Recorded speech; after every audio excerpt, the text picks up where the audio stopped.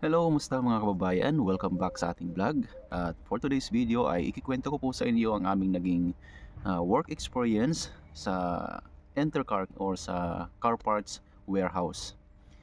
Ilan kasi sa ating mga kababayan na nagtatanong kung ano ba yung ginagawa sa loob ng warehouse, ano ba yung klase ng trabaho meron doon. Kaya naisipan ko na gawa na lang ito ng content, no, para magkaroon po kayo ng idea about sa mga ganitong klaseng trabaho sa mga warehouse. Ito yung mga pag-uusapan natin. Yung oras ng pasok. Pangalawa, kung ilang minutes ang break time, isama na rin natin yun, no? Pangatlo, kung ano ba yung trabaho, yung eksaktong ginagawa namin doon. At pang-apat, bibigyan ko na rin kayo ng idea kung ano ba yung mga risk or ano yung mga challenge na medyo mahirap na trabaho doon sa warehouse. Kung gaano kabigat at kung ano ba yung mga challenges nga ika nga, no? At siguro isama ko na rin sa inyo yung naging experience namin sa agency na kung saan kami na hire nung kami ay nagtatrabaho doon sa Entercar. Kung isa ka sa mga interesado na mag-apply dito sa Poland or nakapag-apply na, on process na yung mga papers, so panoorin mo ito hanggang dulo kasi baka makakuha ka ng mga idea sa video nito. Okay?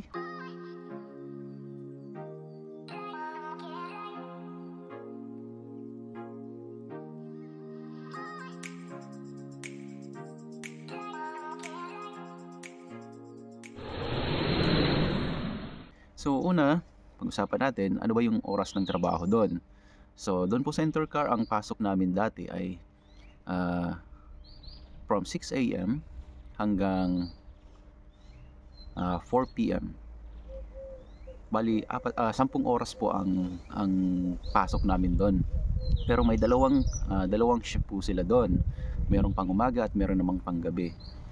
Ayun, so bali ang pasok namin doon sa trabaho, no, kasi kami yung mga unskilled na warehouse worker. Ang trabaho nga namin doon ay picking at saka sorting. Picking at saka putting. So yun lang po ang trabaho namin doon. Meron din naman pong ibang nagtatrabaho doon na nasa warehouse, nagtatrabaho doon ng mga skilled worker like driver ng mga forklift. Ganyan. So iba po yung schedule ng pasok nila. But sa amin po ay pumapasok kami ng 6 a.m. to 4 p.m. at yung pangalawang shift naman ay pumapasok sila ng 8 p.m. hanggang alas 6 ng umaga. So yun po yung schedule ng pasok namin doon. At sa break time naman, isang beses lang na 30 minutes. So after 4 hours ng duty, kumbaga sa kalagitnaan ng duty, mga ganyan, kasi hindi naman pare-parehas ng hindi pare-parehas ng break time kasi nga hindi kakasya sa canteen. So nagpapa-break na sila mga after 3 hours, minsan after 4 hours, ganyan. So depende kung saang station ka naka-assign. What I mean station, meron pong level po ng mga stocks nila doon. Merong mabibigat, yung nasa baba, meron sa second floor, yung medyo magaan-gaan, at saka pataas, palit ng palit yung mga items. Mga items nila doon is mga car parts.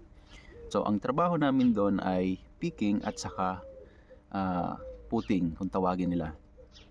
Picking, ang gagawin namin doon, meron kaming daladalang cart, meron kaming daladalang mga push cart. Alam mo yung para kang nag-grocery, yung ganyan. Meron kang daladalang push cart. Doon sa push cart na yon may nakapatong na basket. So merong green, ganyan, merong pula, ganyan. Yung mga nakalagay sa green, so yun yung for picking. Ibig sabihin, may daladala kang push cart at saka may nakapatong na green na box, na crates, ganyan. Tapos doon mo ilalagay yung mga na-pick mo. So yung mga na-pick na yan, para ka lang nag-grocery. So halimbawa, meron kang 5 order doon sa scanner mo. Meron kang daladalang scanner, meron kang 5 order, then hahanapin mo yon. Hindi naman siya ganoon kakomplikado kasi nga meron naman talagang meron siyang location, kung nasa A ba siya, nasa section B, C, D, at saka kung anong shelves, 1, 2, 3, 4, 5, 6, 7, 8 hanggang 10 or so on. So ganun po ang sistema nila sa pagpipicking. So yung mga ipipick mo na yon, like for example may order si client 1, si customer 1 may order na 5 items, so yun ang ipiprepare natin. So yun yung piniprepare namin at iniipon namin doon sa basket, at kapag nakumpleto na, ilalagay na namin doon sa conveyor na malapit doon sa area kung saan ka last na nagpick, kasi yung conveyor naman pahaba yun, no? So pahaba yun, kaya hindi ka mahirapan maghanap ng conveyor. Yung conveyor na yon, so tumatakbo yon papunta doon sa QC department, mga ganyan, hanggang sa packing department. So ewan ko kung nai-imagine nyo yung sinasabi ko, no? Basta ganun po yon. Meron kang dalang cart, lalakarin mo yon kasi hahanapin mo yung items na ipipick mo. And then sa sorting naman ay sa putting naman, ang gagawin naman namin ay yung mga dineliver papasok doon sa warehouse from supplier, yun naman ang ilalagay namin doon sa mga lalagyanan kung saan din kami kumukuha ng mga items para mag-refill, kasi syempre nauubos din po yung stock doon, di ba? Kaya kailangan mag-refill. So yun, kukunin namin yung mga box na nasa conveyor, tapos ibababa namin sa gilid, tapos yung mga item na yon ay yung box, meron ito pala yung green na box, at saka yung green na box kung saan nilalagyan natin ng mga na-pick natin item, meron po silang mga kanya-kanyang barcode. I-scan lang po natin yan, at ganoon din po yung mga shelves, meron siyang kanya-kanyang barcode, like dito sa area A, tapos shelves number 1, meron pong barcode, so i-scan lang natin yon bago tayo kumuha ng item na kailangan natin. At ganoon din po yung box ng item, meron din pong mga barcode yan, so i-scan lang talaga ang trabaho mo doon. And then yung quantity kung ilan, yan, tapos dadalhin mo doon sa conveyor. Ganoon din po kapag magpuputing kayo, i-scan nyo yung box na kulay pula, tapos dadalhin nyo doon sa location na tinuturo ng scanner, dadalhin nyo doon, tapos pagdating doon, i-scan nyo yung shelves, then ilalagay nyo naman doon. Okay, so ganun po ang trabaho doon. Ngayon, ano-ano naman yung mga klase ng item na pinipick mo or sometimes pinuputing mo, nire-refill mo doon sa lalagyanan. So sa kasamaang palad, minsan mabigat po talaga yung mga items, mabibigat, at minsan maramihan, lalo na kapag magpipicking, ay lalo na kapag yung order talagang pangbultuhan, like for example yung mga brick desk na umorder ng 30 piraso. So ang gamit mo na doon paleta. Imaginein mo yung isang paleta na may 30 na brick desk, solid na bakal po yun na pabilog na parts ng sasakyan sa may gulong. At hihilahin mo yon papunta doon sa area. Hindi mo na siya ilalagay sa conveyor kapag maramihan, o kapag nakapaleta. Ididiretso mo na siya doon sa area kung saan kukunin naman ngayon ng mga forklift operator yung paleta na yon para idalhin doon sa QC at i-validate kung tama, at bago i-pack for delivery. So yun po yung mga naman doon, challenge doon kapag maramihan yung order. At ganun din po sa putting, kung maglalagay kayo doon sa mga shelves, minsan maramihan, by pallet, hindi siya pwedeng isa-isa. So yun naman yung yung kumbaga mabigat na part doon, pero mostly nilalagay sa mga area na yon, lalo na yung sa pinakababa na may mabibigat na item, ay mga lalaki lang talaga. Bibihira lang na makakita ka ng babae doon. Mostly sa mga babae doon sa mga light items. Doon sa agency na may hawak sa amin nung nasa Entercar kami, ang hindi lang maganda doon dahil may required na speed. So kailangan mong bilisan, kasi kapag hindi mo na hit yung speed na yon, at laging mababa doon sa required speed yung performance mo araw-araw, so posible matanggal ka sa trabaho. So ganun.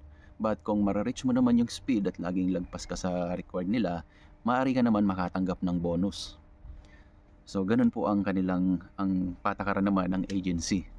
But sa ibang agency, sa pagkakaalam ko kasi may mga nakausap din ako doon, hindi naman sila wala naman silang nire-required na speed. Doon lang talaga sa agency namin na yon.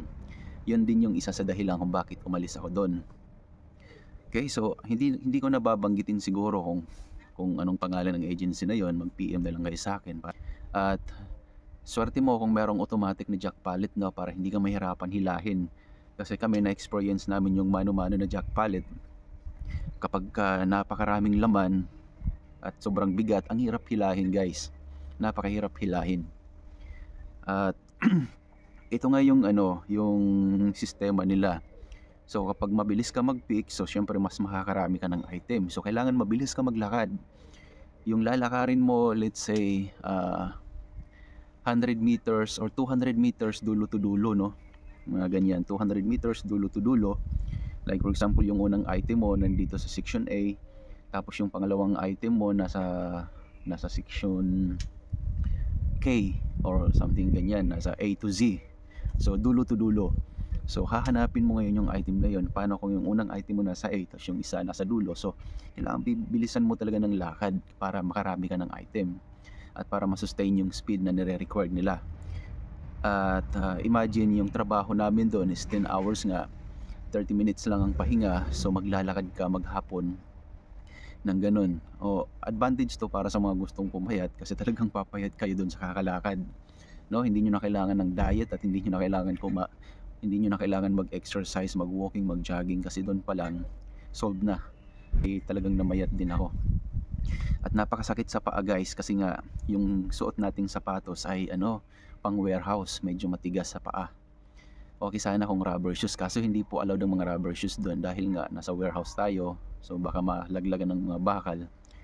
Ito naman yung risky part based on my experience, kasi nga yung ibang mga nagtatrabaho doon hindi sila professional magtrabaho, hindi organized. Minsan yung mga item na hindi dapat ipatong doon sa ibabaw ay nilalagay nila doon. Alam nyo, minsan kumuha ako ng isang box ng item at may nakapatong na bakal sa taas na nakalabas siya sa box. Kaya hindi ko nakita kasi nakalabas siya sa box. At ang malupit doon, solid na bakal talaga yon, mga kabayan. Solid na bakal yon. Yung taas kasi niya, kailangan ko pang umakyat ng ladder. So umakyat nga ako ng ladder, no, tapos kinuha ko yung nakabox. Yung pala may nakapatong doon na walang box. At munti ka na mahulog sa ulo ko. Kaya naisip ko napakadelikado ng mga ganun, no, kasi wala silang helmet doon, wala silang protective equipment para sa ulo.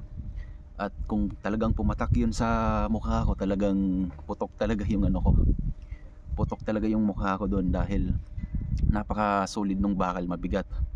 Todo ingat ka talaga doon. Kahit dapat may presence of mind ka kapag ikay nasa trabaho, sa mga ganong klaseng trabaho. Sa agency naman namin noon, ang accommodation nila ay binabawas pa sa sweldo namin, but medyo mababa kumpara sa iba kasi 300 zloty per month lang ang binabawas nila, pero meron pang transportation na 100 zloty per month. Total of 400 po yung binabawas nila sa sahod namin every month. At nung time kasi na yon, mababa pa yung rate, nasa 19 something zloty pa lang per hour. Pero ngayon tumaas na, nasa around 24, but I don't know hindi ko alam kung sinusunod kung ganoon na rin yung rate nila ngayon doon. But yun nga yung na-experience ko doon sa trabaho na yon, doon sa Entercar. Hindi talaga siya ganoon, hindi siya madali kahit sa mga panlalaki o sa mga panbabae man, kasi nga maglalakad ka talaga maghapon at yung paa mo talagang kinabukasan halos ayaw mo nang pumasok. Pero guys, lahat naman ng trabaho mahirap, no, so sanayan na lang yan, at saka depende yun sa tolerance level ng capacity nyo sa pagtatrabaho. Pero para sa akin hindi siya healthy na klase ng trabaho dahil nga isa pa sa dahilan dahil nga may required na speed. So okay lang sana kung hindi nagre-record ng speed, basta tapusin mo lang yung oras mo, tapos comply mo lang yung mga order na makukuha mo, di ba? So kumplituhin lang. So kung yun lang sana, okay lang, baka hindi ka pa sobrang pagod. Pero sa nakikita ko sa ori ng trabaho doon, so yun yung mga risk naman, na yung mga risky part na hindi hindi sila mahigpit sa safety or seguridad ng mga empleyado nila. Kasi tulad nga ng sinabi ko, muntikan ako malaglagan sa mata, sa ulo ng bakal, kaya hindi okay para sa akin yung mga ganong klaseng trabaho. Kasi syempre guys, dito trabaho puhunan natin sarili natin. Kapag ka tayo nabalda or hindi naman sa inaano natin, kung tayo ay nagkaroon ng problema, di ba, na injury, so ang sistema pa naman dito, no work no pay. So paano na lang kung ganun nga, hindi ka na makapagtrabaho, di ba? So kailangan pa rin natin i-consider yung natin, yung safety natin dito sa trabaho. Doon sa trabaho wala naman silang doon sa klase ng trabaho na yun, wala naman silang requirements sa height, ganyan.